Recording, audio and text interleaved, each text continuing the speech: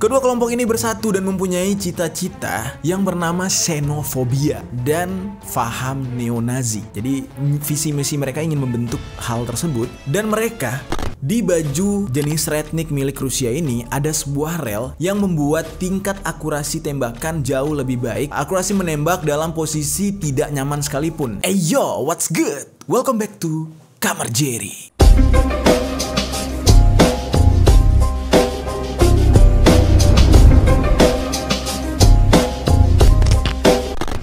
Geng, buat kalian yang mempunyai cerita horor yang kalian alami secara pribadi, kalian bisa kirim cerita tersebut ke email tim Kamar Jerry. Nanti kisah kalian akan diangkat dan diceritakan di Kamar Jerry. Geng. Sebelumnya assalamualaikum warahmatullahi wabarakatuh dulu ya kan. Gila, gue jarang banget nih ngucapin salam ketika bikin konten, dan gue merasa berdosa aja gitu ya. Karena sebagai seorang teman dari kalian yang menonton, sudah seharusnya kita saling mendoakan, memberikan salam sejahtera gitu kan. Karena kan arti dari assalamualaikum adalah sejahtera untukmu gitu. Oke, geng, sebelumnya terima kasih banget buat teman-teman semua atas antusiasme kalian dalam mencerna informasi-informasi yang ada di Kamar Jerry gitu ya. Karena salah satu hal yang membuat gue seneng adalah teman-teman semua masih mau menyerap informasi-informasi yang ada di mancanegara atau mungkin dari negara kita sendiri bahkan gitu ya. Karena dengan begitu gue merasa punya andil gitu terhadap teman-teman semua untuk mendapatkan informasi-informasi tersebut, dan wawasan kita sama-sama jadi lebih luas gitu ya. Daripada kita hanya sibuk rebahan, tiduran, atau mabok-mabok gitu, hal-hal yang kurang baik lah untuk dijalani dalam hidup ya kan. Lebih baik kita menerima informasi agar wawasan kita jauh lebih luas. Oke, hari ini kita kembali dengan pembahasan yang lagi rame-ramenya gitu ya di jagat sosial media, bahkan di seluruh dunia, worldwide banget, ini jadi masalah internasional gitu ya, tentang Rusia dan Ukraina. Kemarin kita sudah membahas beberapa hal tentang Rusia dan Ukraina ini, dan hari ini kita mendapatkan sebuah informasi lagi yang fokusnya kita itu adalah perlawanan dari pihak Ukraina yang lama-lama jadi bawa-bawa agama gitu, geng. Dan gue lihat sekarang tuh Indonesia malah udah mulai ngikut-ngikut nih ya, udah mulai ikut-ikut angkat-angkat bicara, dan udah terlalu jauh nih. Dan agak ngeri aja gitu kalau misalkan negara kita udah mulai ikut campur ke dalam polemik atau problem Ukraina Rusia ini. Takutnya itu Bang Putin kecolek, dia ngelirik mata kita gitu ya, mata Indonesia, tahu-tahu kita dikirimin satu rudal gitu. Aduh, kita ngebalesnya pakai apaan ya? Serem banget, soalnya udah lihat video-videonya gitu ya. Makanya gue bilang ketimbang negara kita harus ikut campur ke sana, mending ngurusin minyak goreng nggak sih, geng? Gue jujur aja nih, krisis minyak goreng sekarang benar-benar bikin miris banget gitu ya. Jujur gue kalau misalkan ada yang ngejual minyak goreng dalam jumlah gede, gue pengen beli borong banyak, pengen rasanya gue bagi-bagi ke ibu-ibu, tetangga-tetangga gue, atau mungkin subscriber gue, biar nggak perlu ngantri rame-rame, kasihan gitu. Oke, kita langsung lanjut ke konten kita, yaitu perang Rusia dan Ukraina. Langsung aja hari ini kita bahas di sisi lain.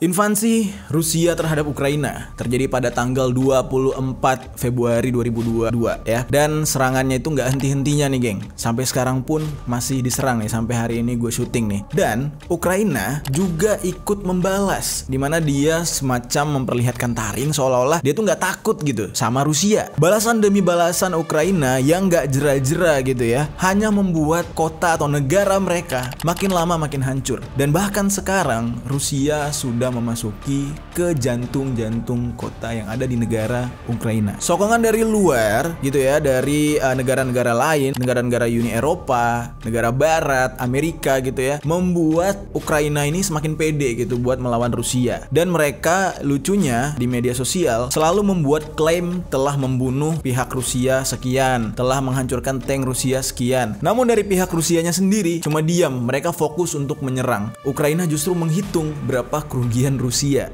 gitu. Di dalam kasus ini nih, geng, banyak orang yang menerka-nerka atau menebak-nebak siapa yang akhirnya nanti akan menang, ya kan? Namun banyak juga sebagian besar dari orang atau masyarakat dunia gitu ya berharap ini akan berakhir damai gitu. Menurut pihak Ukraina nih, yang dirilis oleh Kementerian Kesehatan mereka, sejak awal mereka diserang, mereka tuh sudah kehilangan 350 korban jiwa katanya gitu. Tapi diyakini kalau korbannya itu sudah ribuan malah. Lalu 360.000 warga Ukraina sudah meninggalkan negara tersebut. Jadi udah mengungsi mereka. Di dalam kasus ini, Rusia dibantu oleh Chechnya, yaitu negara yang mayoritasnya Islam. Tentaranya itu jenggot-jenggotan. Kalau lihat orangnya tuh, wah gila. Gue ngelihat orangnya tuh kayak, wah gokil ya gitu. Mukanya tuh kayak model-model gitu, cuman jenggot-jenggotan gitu, yang badannya gede-gede. Serem juga sih, kayak Algojo gitu ya. Nah, mereka ini ngebantu Rusia dalam menginvasi Ukraina. Sementara Ukraina dibantu oleh pihak NATO. Nah, namun sayangnya Ukraina ini kan bukan bagian dari NATO. Dia ini hanya mitra. Jadi pihak NATO tidak punya hak besar-besaran untuk membantu habis-habisan pihak Ukraina. Jadi mereka tuh cuma ngirim-ngirimin senjata, ngirim-ngirimin bahan peledak gitu ya, ngirim-ngirim bantuan doang. Jadi kayak apa ya? Kayak bocil, kayak bocah lagi berantem terus lu ngasih kayu gitu. Jadi tukang adu aja gitu. Jadi pihak NATO ini hanya bisa mensupport dari belakang gitu.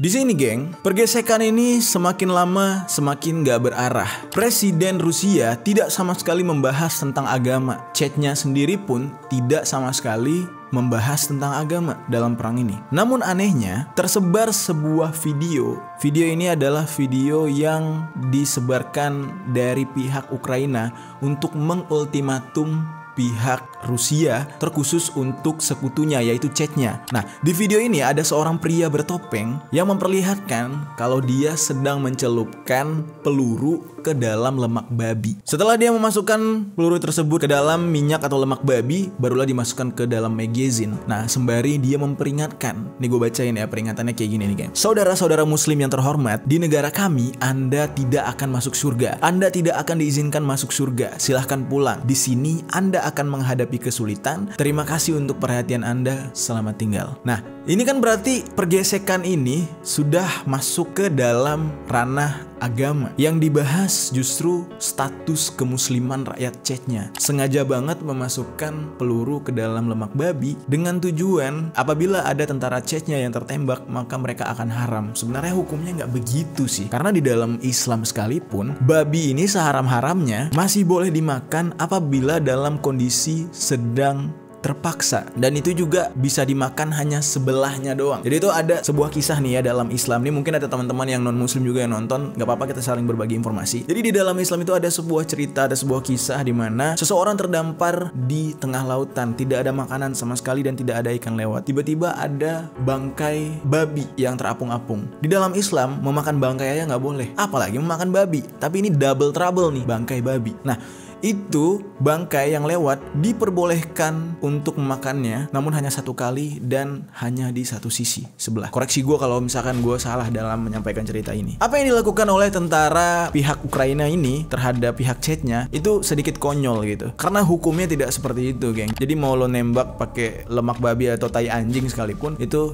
nggak berdampak pada surga dan neraka, karena yang menentukan ya yang di atas, Allah Subhanahu wa Ta'ala gitu. Oke, kita lanjut. Video yang tersebar ini akhirnya viral. Pria yang ada di dalam video tersebut adalah seorang tentara dari barisan lain tentara Ukraina, dan mereka tidak main-main untuk membalas pihak Rusia, terkhusus pihak Chechnya sebagai tentara muslim. Umat muslim yang ada di Rusia itu merupakan umat kedua terbesar yang ada di sana. Jadi di Rusia itu selain penganut paham komunis, nah yang nomor 2 terbesarnya itu adalah masyarakat muslim, jadi pemeluk agama Islam. Tentara yang pro Ukraina ini justru menyerang mayoritas masyarakat muslim atau tentara muslim dari Chechnya ini dengan ancaman peluru yang berlapis lemak babi atau minyak babi tadi, dengan harapan para tentara muslim ini akan ketakutan dengan hal tersebut. Setelah diusut, ternyata nih, geng, tentara yang mencelupkan peluru ke dalam lemak babi tersebut adalah tentara Azov. Mereka ini adalah tentara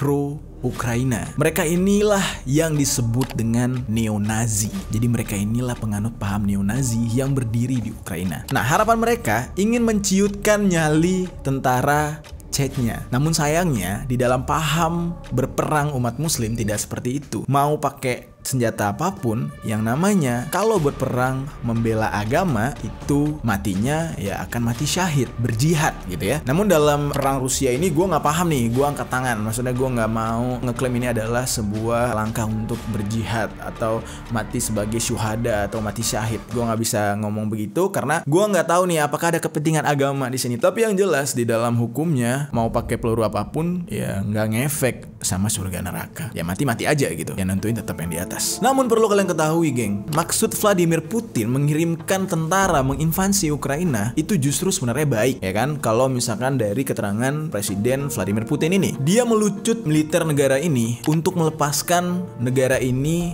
dari paham denazifikasi. Denazifikasi ini adalah sebuah paham dari pihak sekutu yang menghancurkan budaya-budaya Ukraina seutuhnya. Karena yang seperti kita ketahui, Nazi ini adalah barisan tentara yang sangat-sangat menjajah di zaman era Perang Dunia. Dan ini asalnya dari Jerman dan Austria. Ya kalau misalkan kalian mau paham tentang Nazi lagi, kalian bisa carilah, atau next kita ceritalah tentang paham-paham Nazi ini ya. Jadi Presiden Putin ini ingin masyarakat Ukraina itu kembali ke asalnya atau ke budaya dan politik mereka seutuhnya sebagai saudara yang dulunya sama-sama Uni Soviet gitu, geng. Jadi simpelnya itu adalah Presiden Putin ini pengen Ukraina itu balik lagi ke aslinya gitu. Lo tuh masyarakat Ukraina yang sebenarnya jangan ada campur tangan Barat, jangan ada campur tangan Amerika. Tetap dengan budaya kalian. Ditambah lagi kalian adalah tetangga kami. Apabila kalian terbaratkan atau hampir semua kalian itu menjadi neo-Nazi gitu ya, yang ada ntar kalian dijajah. Nah maksud dari Presiden Putin tuh kayak gitu. Kehadiran Azov di Ukraina ini sebagai paham neo-Nazi, sekarang mereka itu semakin besar dan semakin berkembang dan menjadi bagian dari tentara militer Ukraina. Nah inilah yang mengkhawatirkan dari kondisi ini, geng. Mereka menjadi bagian militer bersenjata Ukraina, milisi jalanan, bahkan partai politik di Ukraina. Jadi pengaruhnya sudah kuat di pemerintahan Ukraina. Bahkan sampai invasi hari ke-6 Rusia ke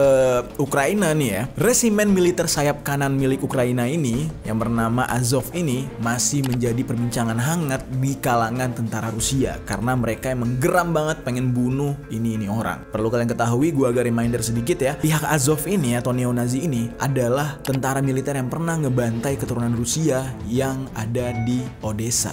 Azov ini, geng, merupakan unit militer infanteri sukarelawan sayap kanan yang ada di Ukraina. Jadi itu penggambarannya kayak gini. Dulu Jerman punya Nazi. Nah, Nazi itu adalah tentara yang bisa dibilang tuh kayak independen gitu loh. Bukan tentara negaranya Jerman, tapi negara yang berdiri sendiri dipimpin oleh Hitler. Nah, sama dengan Azov ini. Mereka itu tentara sayap kanan atau tentara di luar pemerintahan namun menjadi bagian dari negara Ukraina ini, geng. Nah, jumlah mereka itu banyak banget. 900 orang. Jadi nggak main-main. Azov ini adalah kelompok ultranasionalis dan dituduh menyembunyikan ideologi supremasi kulit putih dan neo-Nazi. Rasis juga ini kelompok. Awal terbentuk mereka itu pada tahun 2014. Dibentuk pertamanya itu sebagai sukarelawan dari geng patriot Ukraina ultranasionalis dan kelompok neo-Nazi Majelis Nasional Sosial yang disingkat dengan SNI.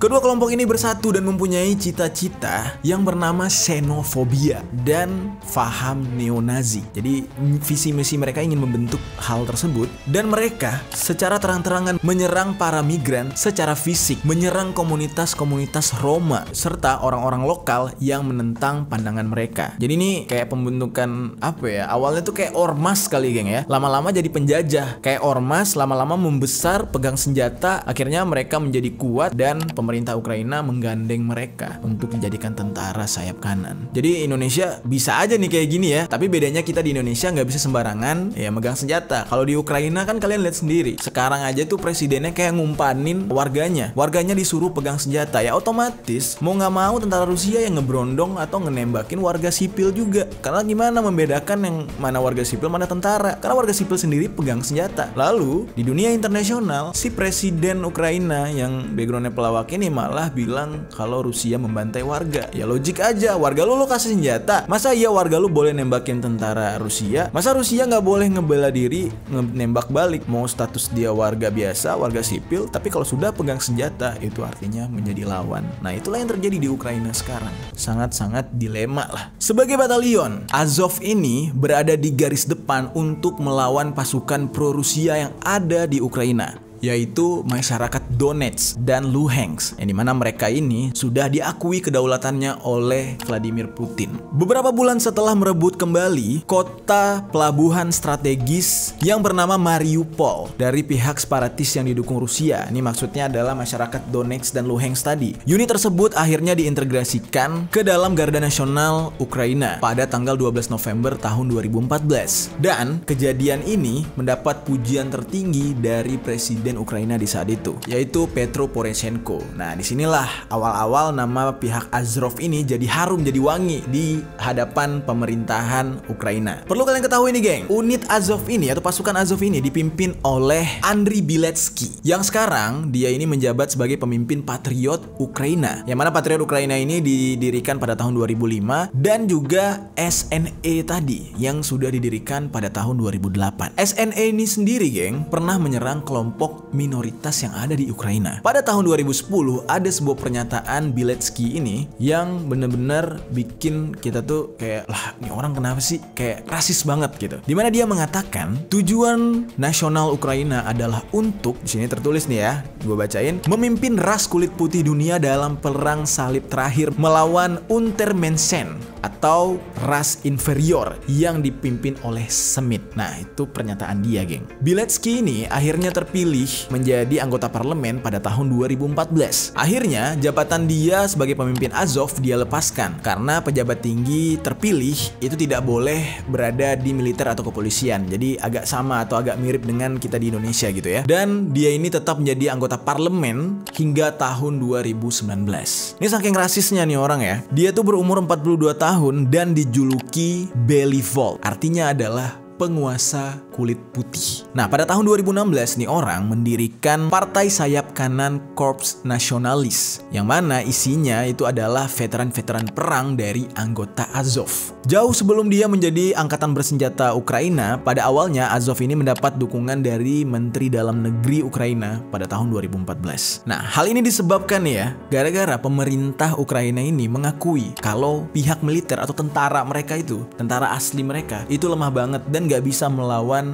pihak pro-Rusia yang ada di Donetsk dan Luhansk. Jadi mau tidak mau mereka harus bergabung dengan para tentara sukarelawan yang bernama Azov ini, geng. Di baru kali ini nih gue lihat nih. Jadi kita agak sedikit bangga nih, geng ya. Tentara Republik Indonesia nggak perlu tentara lain di luar itu, ya kan? Tentara kita tuh sudah sangat kuat dan kalian bisa lihatlah prestasi-prestasi TNI. Sementara negara kayak Ukraina aja mengakui kalau tentara asli mereka, tentara pemerintahan mereka itu lemah, sampai-sampai harus mengandalkan tentara separatis, yaitu Azov dengan paham neonazinya. Pada awalnya Azov ini dibiayai oleh satu orang. Lo bayangin nih, seorang pengusaha membiayai militer, yang artinya dia mempunyai pasukan militer tersebut. Nama orang yang membiayai ini adalah Igor Kolomoisky. Dia ini adalah seorang miliarder raja energi, dan juga dia ini adalah seorang gubernur di wilayah Dnipropetrovsk di saat itu. Selain Azov, Kolomoisky ini juga membiayai beberapa batalion tentara lain. Anjir, saking kayanya nih orang. Misalnya seperti unit DNI Pro 1 dan unit DNI Pro 2, lalu unit Aidar serta unit di Donbas. Ideologi neonazi ini mulai mereka cantumkan itu pada tahun 2015. Seorang juru bicara resimen Azov yang bernama Andriy Dyachenko mengatakan kalau 10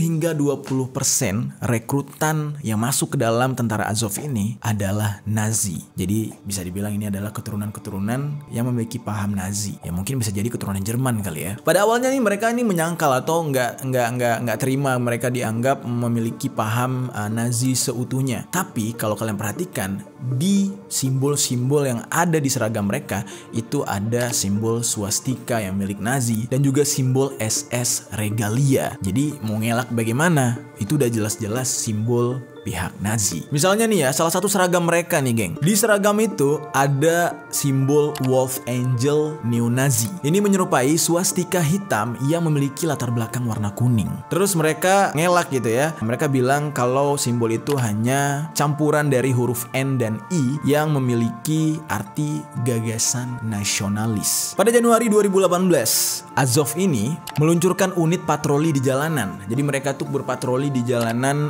kota Kiev. Nama patrolinya ini adalah National Druzhina. Katanya sih tujuan adanya patroli ini untuk menertibkan kota Kiev. Namun sebaliknya, patroli ini justru melakukan kekerasan atau pembantaian yang terorganisir terhadap komunitas masyarakat Roma yang ada di Ukraina. Serta mereka juga menyerang anggota komunitas LGBTQ, komunitas pelangi warna-warni gitu. Dan perlu kalian ketahui, geng, Ukraina adalah satu-satunya negara yang memiliki formasi neo-Nazi di dalam militer atau angkatan senjata mereka. Gokil nggak lo? Mereka doang yang masih menganut paham Nazi. Semua negara lain menganggap Nazi ini terlalu kejam dan tidak pantas dibudidayakan lah gitu. Dalam laporan ya, Azov ini telah melakukan banyak dosa sebenarnya. Mereka itu sempat merampas beberapa harta benda atau properti rakyat sipil dan juga melakukan pembunuhan serta pemerkosaan di daerah Donbas. Bahkan ya, pihak Amerika dan Kanada aja yang notabene mendukung Ukraina, ya kan, support Ukraina,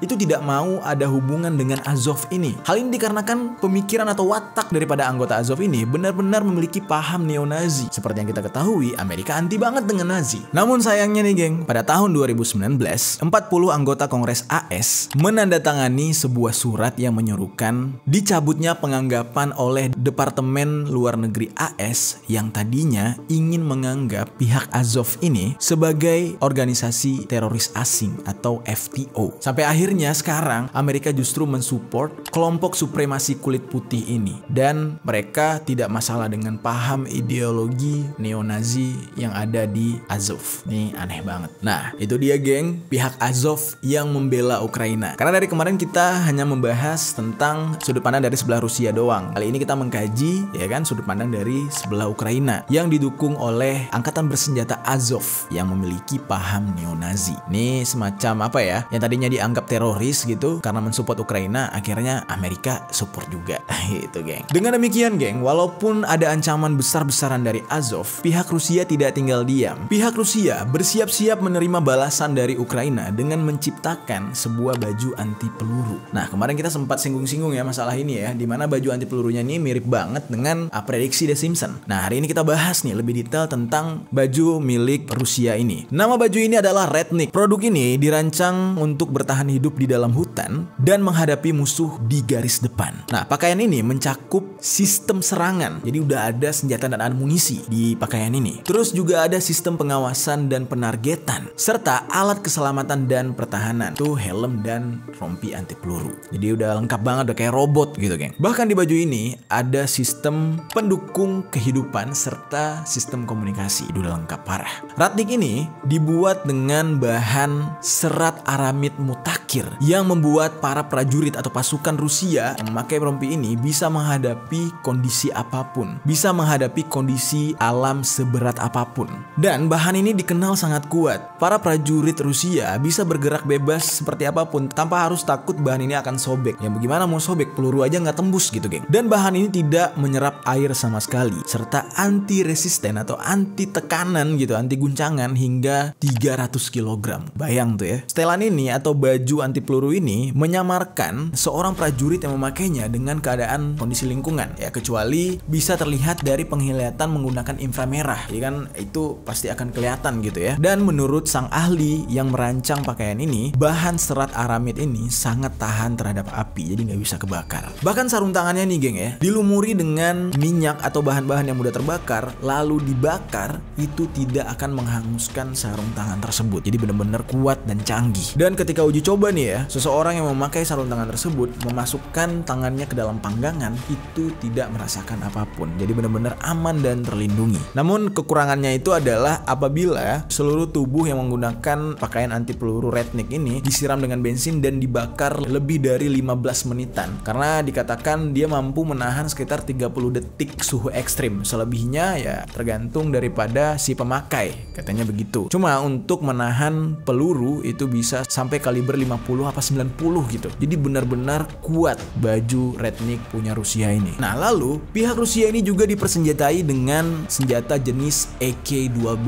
Nah, selama ini kan kita selalu dengar tuh AK-47. Ini ada EK-12 dan ini adalah produk senjata terbaru milik Rusia. Senjata api otomatis ini memiliki seluruh fitur senjata jenis jenis EK. Namun EK-12 ini itu lebih mudah untuk digunakan dan lebih ergonomis. Jadi lebih canggih lah dibanding pendahulu-pendahulunya, geng. Di baju jenis Rednik milik Rusia ini ada sebuah rel yang membuat tingkat akurasi tembakan jauh lebih baik. Akurasi menembak dalam posisi tidak nyaman sekalipun. Jadi kalau misalkan mereka nembak ngasal sekalipun, itu pelurunya masih akurat. Karena kan dalam menembakkan senjata biasanya tuh akan mental kemana-mana, geng. Nah, berkat baju ini ada relnya, itu tembakannya lebih akurat. Dan sampai saat ini, geng, pihak Rusia itu terus menginvasi dan menyerang pihak Ukraina. Ukraina hanya bisa berharap bantuan dari negara luar, sementara Rusia sedikit demi sedikit mulai mengeluarkan senjata-senjata andalan mereka, yang mana ini benar-benar membuat dunia internasional merinding. Karena kalau sampai nuklirnya dikeluarkan oleh Rusia, maka dampaknya dunia ini bakal cacat. Lo bayangin aja, dunia ini bulat, ada boroknya, geng, gara-gara nuklir